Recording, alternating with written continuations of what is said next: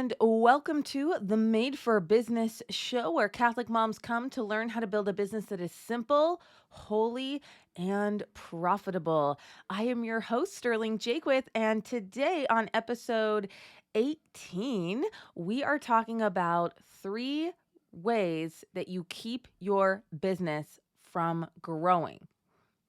So many of you, you're working really hard, you're finding the hours, you're building your skills, and you're still just not making as much money as you want to. And these are 3 sneaky ways that are kind of floating around in the background, right? They're just like old computer programs that we want to identify and squash. So the first one is you are afraid of being more busy than you are. So the idea of getting new clients or a lot more orders in your business is scary to your brain because your brain is like, we're already so busy. How would we do it? But what's funny about brains is they're very dramatic. And so they're not usually worried about us getting 5 more orders or 2 more clients. They go to the max amount that we've ever thought about having. So if you're a coach and you have 3 clients right now, your brain's like, but what if we had 15? How would we do it? And, if you're shipping 20 boxes a week, it's like, what would we do if it was 100? And so part of you does want that. Part of you does want to grow a business and be more profitable and make more money.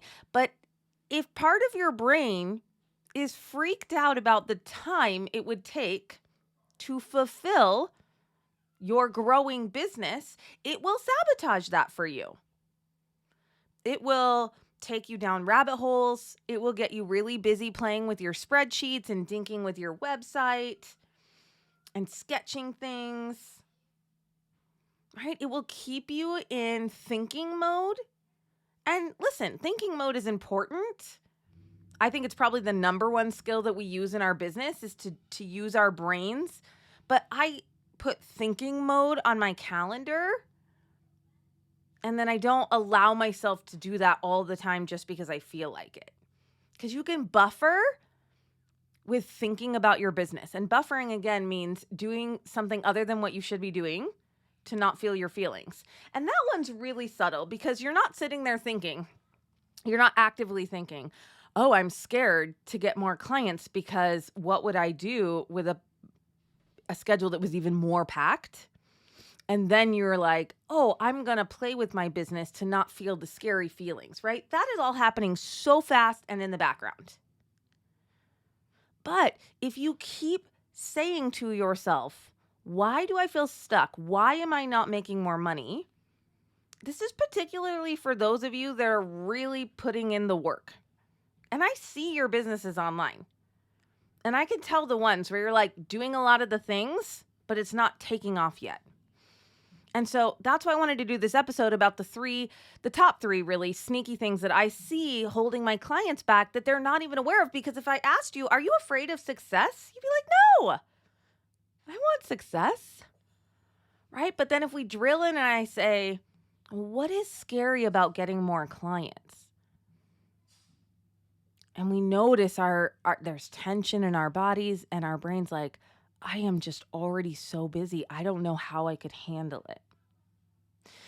Now, the solution to this, what I do with my clients who have this playing in their minds, is we really think about, well, how many more clients are likely to come in the next month or 2? Because we don't usually overnight go from having 2 clients to 15. We might go from 2 to 6. Right? Or however many orders you're fulfilling right now, you're probably not going to triple those. You might increase them by 30% in a month. And then we go, all right, what would we do? Because our brain wants to be dramatic and then keep us in the cave. Like, its only job is to scare you enough to just not try anything new. So we want to go to the scary place and say, all right, brain, first of all, calm down. Little one, we're not gonna have 20 clients tomorrow, but what would happen if we got 4 more clients? I would put them here. I would put them here, especially for those of you that are in that part of your business where you're growing the business, but you maybe don't have full-time childcare, or your husband isn't home yet. And so you are playing that game of sticking, your business in the pockets of time that you do have. Where would you put 4 clients? How would you ship more orders? Can we pay an 11-year-old girl to help you package on Wednesdays? Right? There are very simple solutions to those problems. And I like to think about it like having children, right? When you have one child, it's so hard. And you're like, I don't know how I could have more than one child. Right? But you don't usually get them right back to back. You don't get a child and then another child in 2 months. Most people have at least a year and usually 2 or 3 years. And then you're better. Your systems are better. And that second child doesn't feel easy, but it usually feels the same level of hard as the first one did when they first came. That's how it is with clients. Especially for those of you that are coaches, when you start coaching, you're learning sales and coaching and following somebody over, 3 to 6 months and creating your systems.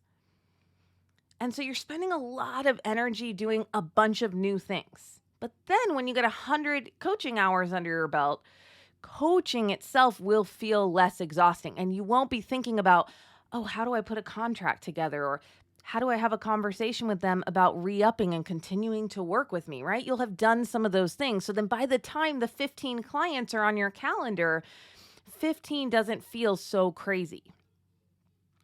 So pick a number that you actually think is reasonable that you might accomplish in the next month or 2, and then ask your brain, all right, how would we handle that? And then make a plan.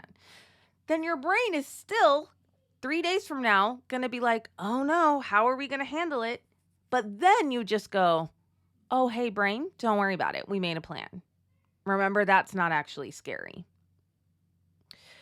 So that's the first way that we're kind of accidentally not getting clients. You think you want clients, but you're not really going all out. Or when you talk to them, you're not coming in with confidence because part of you is like, I don't really want them to say yes. So subconscious, you guys. Okay. The second way is that you're worried you cannot fulfill whatever you're selling. And so for coaching or any kind of consulting service, physical therapy, right, birth services, you are worried that if you get clients, you won't know what you're doing or they won't be happy with the results. And I think this is so normal because especially in the beginning, you don't really have a process. You hear all these people talk about their process, but you don't build a process until after working with a lot of people. And then you begin to see what lots of people need. And then you create a process. So when I first started coaching, I didn't have a process. I just knew if you worked with me for 12 weeks, I would make your life significantly better. And then after I did it lots of times, I was able to see, all right, here's kind of the path that most women take, really regardless of the topic that they brought for general life coaching.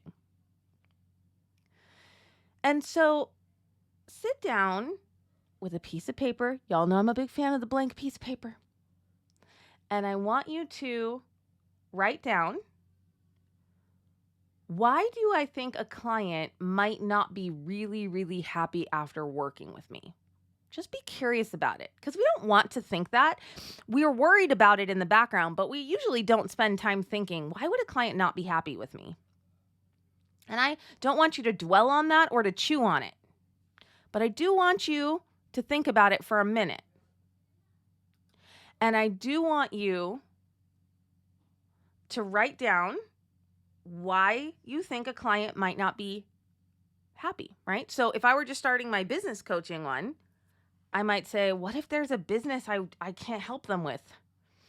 Like, what if there's a business model that I'm not familiar with? What if they don't put in a lot of time? I have no control over that, and they don't get really great results. Are they going to be mad at me? How do we talk about that? What if they really want to learn about Pinterest and I don't know much about Pinterest?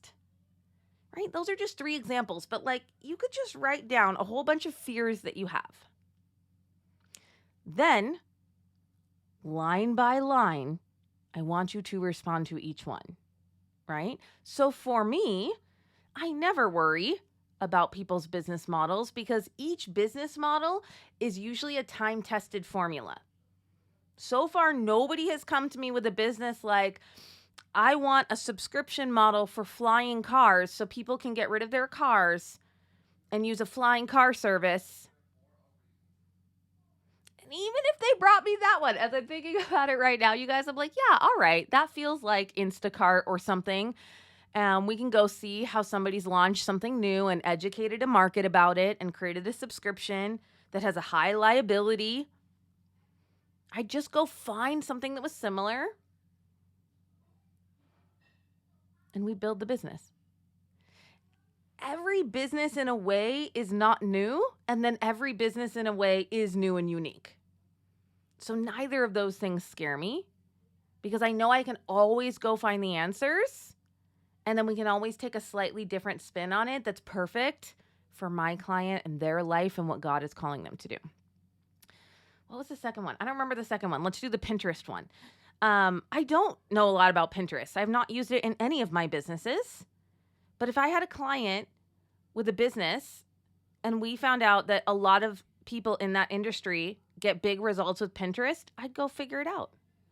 Just enough to talk about it with my client. I'd say, hey, I looked, here's the person I think you should go learn about this from. And then my client would go learn about Pinterest. And then I'd check in with her a week later and say, how did that go? And if she said, well, I know I was supposed to do that, but I didn't. I never make my clients feel bad, but I'd be like, oh, what happened there? And then we might find out that she has brain drama and freezes whenever she needs to learn a new piece of technology. I'm like, great, let's coach on that until you feel confident that you're a woman who can figure out new technology, right? That's the mindset piece. So you're just going to go line by line and you're going to answer, why is that not a problem for you? How would you make it right? How would you figure it out? Because there's going to be unknowns in your business, but you're a problem solver. That's just a deeply held belief that I have. I'm a problem solver. I'll figure it out. I also really love my clients. So I sit around thinking, what does she need? Can I learn something to help her?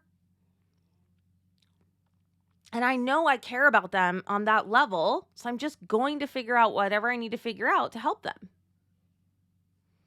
Now, a lot of times, it's a very common struggle.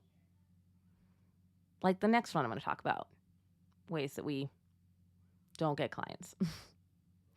Okay, so the second one. Write down a list of what you're scared of not being able to do or fulfill or any reason why you think your client wouldn't be happy. And then write down your response. And I've mentioned this before, but you can always, always, always just give them their money back.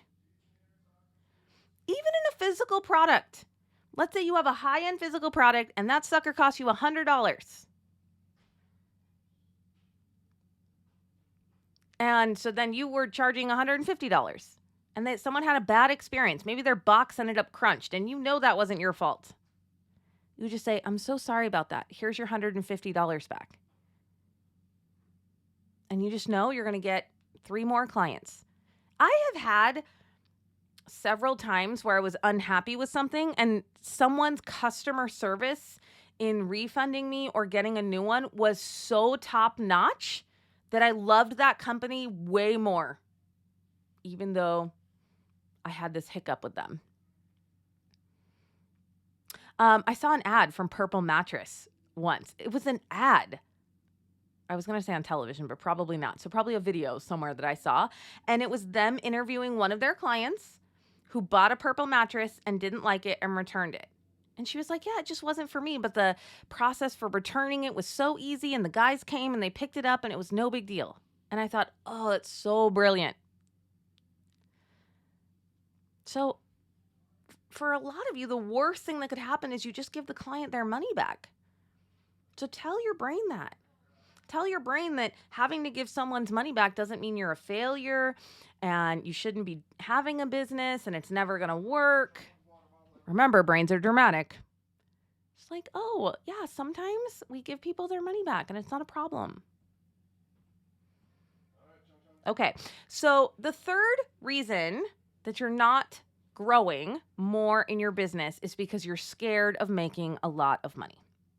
So this is the other one I hear a lot, which is it's starting to work, you're starting to get some money, and you kind of start to see that maybe if this worked even better, it would move you up in a tax bracket. That's how I'm going to describe it. At least one tax bracket, maybe 2 or 3. And then you start having these thoughts about, what will people think of me? I'm not good at managing money. No one should have that kind of money. What would I even do with the money? Right? You just have a whole bunch of money things. And so your program that's running in the background is, I don't want my business to grow because I don't know what I would do with the money and I feel bad about it. I feel bad about having it and earning it and people knowing.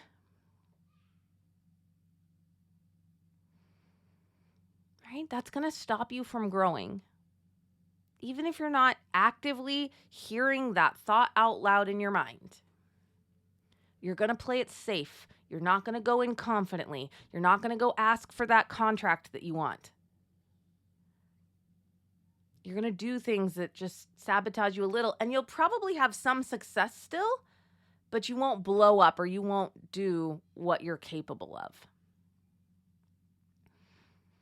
So, same thing. Get out a piece of paper and say, brain, is there any reason you're scared to make a lot of money? Whatever a lot means to you. It really doesn't, it's an arbitrary way of describing it. But we all have a number that we feel like, ooh, that's a lot. If you were really successful, are you worried about what people think?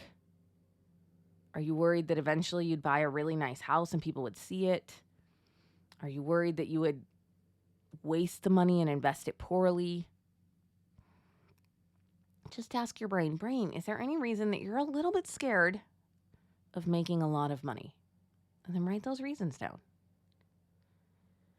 Right? And this one is a little bit more why I think we need coaches, because you could try to coach yourself through all of those things, but it's pretty hard when we have a deeply rooted belief in something to be able to wiggle it and pull it out and come up with a new belief. You can do it. Absolutely. Go watch the episode I talk about how to be your own business coach. Run it through the model. Notice how your thoughts are creating more of those results. And then just ask yourself what you want to think or feel or do instead. So it's completely possible. Right? But sometimes if we're wearing glasses that make everything look blue, you can use all your intellectual power to see that something is actually orange. But a coach will just take your glasses off and say, see, it was never blue. It's just faster, right? Coaches get you there faster. All right. Those are the 3 I wanted to talk about. But with the last one, I just kind of had a sneaky 4th one, which is you're worried about people seeing you be successful. Who does she think she is? Why is she working so much? Why does she think she can do that? There's probably some background noise around that too. Just feeling a little embarrassed to be seen. Right? But that's when I want you to have your Joan of Arc moment or your JP2 moment where you're like, you know what? God just calls some people to have very big and visible lives. And that's okay. And it's okay to be uncomfortable with it. But we do what he asks us to do. And so if ever a friend were to come to me and say, why are you doing that? Why can't you just be happy staying home? I'd be like, because God called me to do this. In my bones, I know it. He called me to be an author and a speaker and a coach and help women build businesses.